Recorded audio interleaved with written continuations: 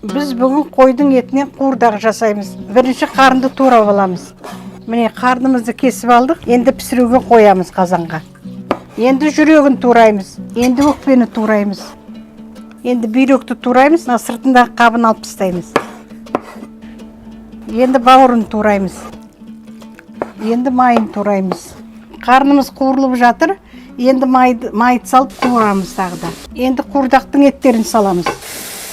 Қуырдағымыз пісуге жақын. Енді бұршын саламыз. Енді тұзын саламыз. Пиязын саламыз. Міне қуырдағымыз дайын. Енді түсіріп аламыз.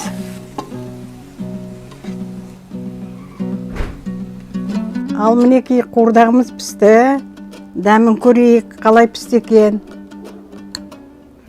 Жас қойдың етінен істеген қуырдағымыз өте дәмді болыпты.